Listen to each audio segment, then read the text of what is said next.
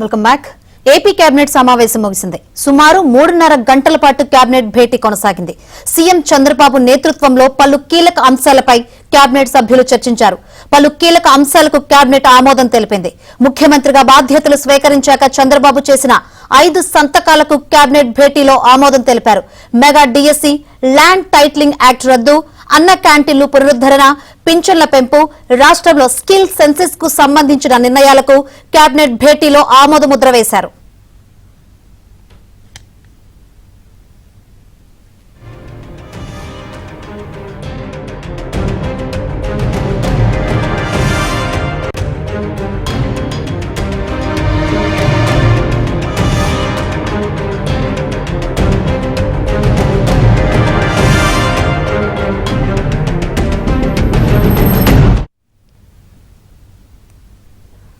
AP cabinet సమావేశం ముగిసింది. సుమారు 3.5 గంటల పాటు కేబినెట్ భేటీ కొనసాగింది.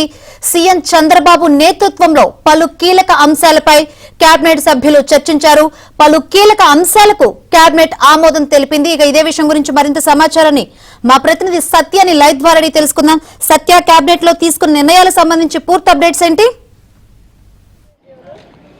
శంకరి, ఈరోజు క్యాబినెట్లో ముఖ్యంగా ముఖ్యమంత్రిగా బాధ్యతలు స్వీకరించిన తర్వాత 5 ఫైళ్లపై ఏదైతే సంతకం చేశారో, ఒకటి మెగా డిఎస్సి, అన్నా క్యాంటీన్లు, అదేవిధంగా ఏదైతే రాక్షస చట్టం అని చెబుతున్నారో ల్యాండ్ టైటిలింగ్ యాక్ట్ రద్దు, దీంతోపాటు స్కిల్ సెన్సెస్, మరోవైపు పెన్షన్ల పంపిణీ, ఈ 5 అంశాలపైన కూడా ఆమోదం తెలియజేశారు. దీంతో పాటుగా ఎన్టీఆర్ హెల్త్ యూనివర్సిటీ పేరును వైఎస్ఆర్ హెల్త్ యూనివర్సిటీగా గత ప్రభుత్వం ఏదైతే మార్చిందో దాన్ని తిరిగి ఎన్టీఆర్ హెల్త్ యూనివర్సిటీగా పేరు మారుస్తూ కూడా ఈరోజు కేబినెట్లో నిర్ణయం తీసుకున్నారు. దీంతో పాటుగా వీటితో పాటుగా పలు కీలక నిర్ణయాలు తీసుకున్నారు. ఈరోజు కేబినెట్లో గంజాయిని అరికట్టడంపై కేబినెట్ సబ్ కమిటీ వేయాలని కేబినెట్లో నిర్ణయం తీసుకున్నారు. ముఖ్యంగా పెన్షన్లను పైన సచివాలయ వ్యవస్థ ద్వారానే పంపిణీ చేయాలని నిర్ణయం తీసుకున్నారు. వచ్చే నెలలో అంటే జూలై 1వ తేదీ నుంచి 7,000 పెన్షన్, జూలై 1వ తేదీన 7,000 పెన్షన్లు పంపిణీ చేయాలని కేబినెట్ ఈరోజు ఆమోదం తెలిపింది. మొత్తం 7 శ్వేతపత్రాలు విడుదల చేయాలని కేబినెట్లో నిర్ణయం తీసుకున్నారు. ఆరోగ్య విశ్వవిద్యాలయం పేరు ఎన్టీఆర్ విశ్వవిద్యాలయంగా మార్చాలని కేబినెట్ నిర్ణయం తీసుకుంది. గతంలో ఏదైతే వైఎస్ఆర్ ఆరోగ్య విశ్వవిద్యాలయంగా దాన్ని మార్చారో దాన్ని తిరిగి ఎన్టీఆర్ ఆరోగ్య విశ్వవిద్యాలయంగా పేరు మార్చాలని నిర్ణయం తీసుకున్నారు. గంజాయిని అరికట్టడంపై కేబినెట్ సబ్ కమిటీలో హోంశాఖ మంత్రి వంగలపూడి అనిత, అదేవిధంగా ఆరోగ్య శాఖ మంత్రి సత్యకుమార్, రెవెన్యూ శాఖ మంత్రి అనగాని సత్యప్రసాద్లు సభ్యులుగా ఉండబోతున్నారు. అదే గిరిజన సంక్షేమ శాఖ మంత్రి కూడా సంధ్యారాణి కూడా గుమ్మడి సంధ్యారాణి కూడా సభ్యులుగా ఉండబోతున్నారు. మరియు పెన్షన్లు సచివాలయ సిబ్బంది ద్వారానే పంపిణీ చేయాలని, సచివాలయం సిబ్బంది ద్వారానే పంపిణీ చేయాలని కూడా ఈరోజు కేబినెట్లో నిర్ణయం తీసుకున్నారు. అదేవిధంగా మైను, శాండు, మద్యం, భూములు, ఆర్థిక శాఖ, విద్యుత్ శాఖలపైన శ్వేతపత్రాలు విడుదల చేయడానికి సిద్ధమవుతున్న పరిస్థితి అయితే ఉంది. ముఖ్యంగా వైఎస్ఆర్ కాంగ్రెస్ పార్టీ అధికారంలో ఉన్నప్పుడు రాష్ట్ర వ్యాప్తంగా ఉన్నటువంటి ఖనిజ సంపదను ఇష్టానుసారంగా దోచేశారు. తమ వారిని అక్కడ పెట్టి ఏజెంట్లుగా నియమించుకుని వాటిలో పూర్తి స్థాయిలో కొట్టేసిన పరిస్థితి ఉందని భావిస్తున్న నేపథ్యంలో మైన్కి సంబంధించి శాండ్, ఇసుక ఇష్టానుసారంగా తవ్వేశారు. ఒకవైపు సుప్రీంకోర్టు తీర్పులు ఉన్నప్పటికీ కూడా ఎక్కడా కూడా అక్రమ తవ్వకాలు ఆపలేదు. కాబట్టి శాండ్ పైన కూడా శ్వేతపత్రం విడుదల చేయాలని నిర్ణయించారు. అదేవిధంగా మద్యం సంబంధించి 30,000 కోట్ల రూపాయల అప్పులు తీసుకొచ్చారు. భవిష్యత్ ఆదాయాన్ని కూడా తనఖా పెట్టేసిన పరిస్థితి ఉంది. దీని మీద కూడా ఒక శ్వేతపత్రాన్ని విడుదల చేయాలని నిర్ణయించారు.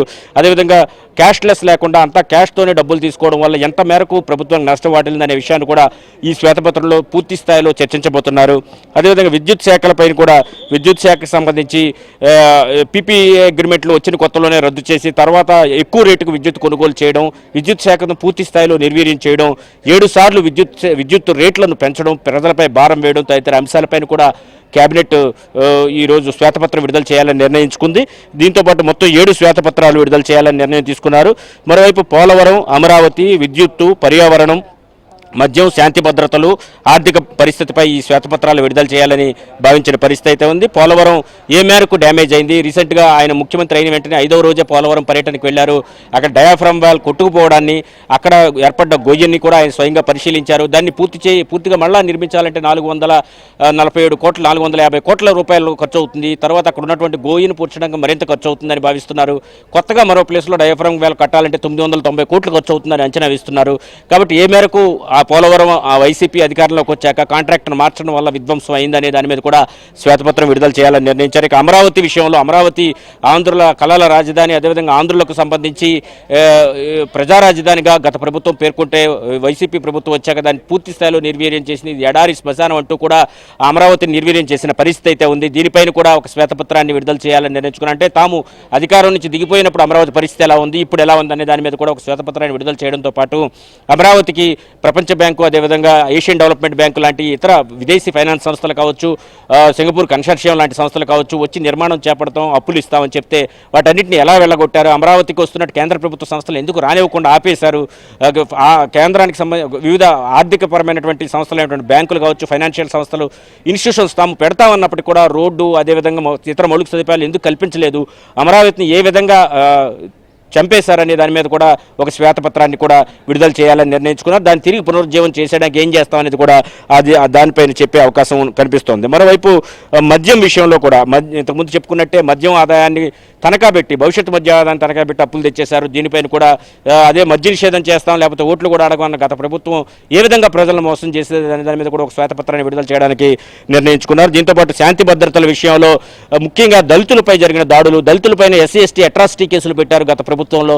వీటన్నిటిపైన కూడా శ్వేతపత్రం విడుదల చేయడం, డాక్టర్ సుధాకర్ మొదలుకొని సుబ్రహ్మణ్యం వరకు, డ్రైవర్ సుబ్రహ్మణ్యం వరకు ఏ విధంగా దళితులపై దాడులు జరిగాయి, వీటన్నిటిపైన కూడా కూలంకుషంగా పూర్తి స్థాయిలో శ్వేతపత్రం విడుదల చేయడంతో పాటు లా అండ్ ఆర్డర్ పరిస్థితి రాష్ట్రంలో ఎందుకు దిగజారిందనేది కూడా ముఖ్యంగా పోలీసు అధికారులు ఏ విధంగా వ్యవహరించారు, ఆ విధంగా వ్యవహరించడానికి కారణం ఎవరు అనే దాని మీద కూడా పూర్తి స్థాయిలో మరో శ్వేతపత్రాన్ని విడుదల చేయాలని నిర్ణయించుకున్నారు. వీటన్నిటికంటే ముఖ్యంగా ఆర్థిక పరిస్థితి రాష్ట్రంలో ఏ విధంగా దిగజారింది, ఇప్పటికే 13 లక్షల కోట్ల అప్పుల్లో ఉంది రాష్ట్రం అని చెబుతున్న నేపథ్యంలో దీనికి సంబంధించి శ్వేతపత్రం ఎలా ఉండబోతుంది, ముఖ్యంగా ఎక్కడెక్కడ అప్పులు తెచ్చారు, వాటిని ఏ విధంగా తీర్చాలి, ఎంత వడ్డీ కట్టాల్సి ఉంటుంది, ఒక్కొక్క ఆంధ్రప్రదేశ్ పౌరుడిపై ఏ మేరకు రుణభారం పడి ఉంటుంది అనే దాని మీద కూడా శ్వేతపత్రంలో వెల్లడించాలని కూడా నిర్ణయించుకున్నారు. ఇక గంజాయిని అరికట్టడం పైన ఏదైతే కేబినెట్ సబ్ కమిటీ వేశారో ఆ సబ్ కమిటీలో మంత్రి నారా లోకేష్ కూడా భాగస్వామ్యం కల్పించినట్టుగా తెలుస్తోంది. కాబట్టి మొత్తం మీద 5 సభ్యులతో ఈ గంజాయి అరికట్టేందుకు ఒక సబ్ కమిటీని కూడా ఏర్పాటు చేస్తూ కొన్ని కీలక నిర్ణయాలు తీసుకున్నారు. వీటితో పాటు చంద్రబాబు ముఖ్యమంత్రి అయిన వెంటనే చేసినటువంటి 5 సంతకాలపైన, అంటే ముఖ్యంగా మెగా డిఎస్సి కావచ్చు, అన్నా క్యాంటీన్లు కావచ్చు,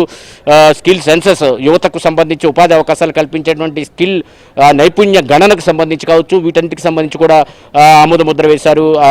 ల్యాండ్ టైటిలింగ్ యాక్ట్ కావచ్చు, పెన్షన్ల, సామాజిక భద్రతా పెన్షన్ల పెంపుకు సంబంధించి వీటన్నిటికి సంబంధించి కూడా క్యాబినెట్లో ఆమోద ముద్ర వేసిన పరిస్థితి అయితే ఉంది. తర్వాత ఇతర అంశాలు, ఎన్టీఆర్ హెల్త్ యూనివర్సిటీ అంశం కావచ్చు, లేదా అడ్వకేట్ జనరల్ నియామకానికి సంబంధించిన అంశాలు కావచ్చు, వీటన్నిటిపైన కూడా క్యాబినెట్లో చర్చించారు.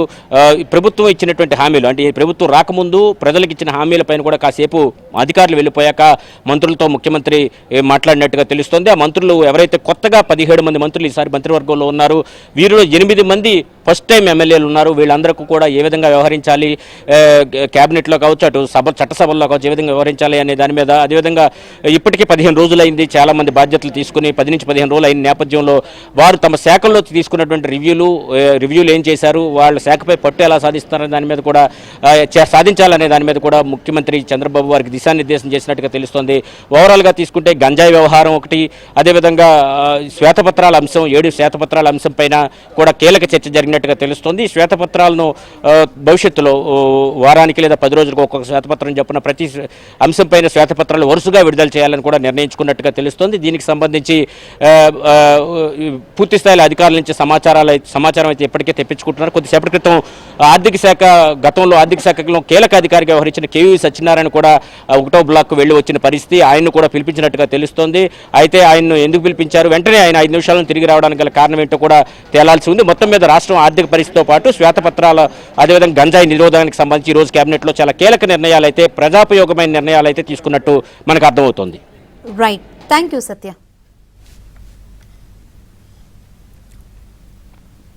ఏపీ కేబినెట్ సమావేశం ముగిసింది.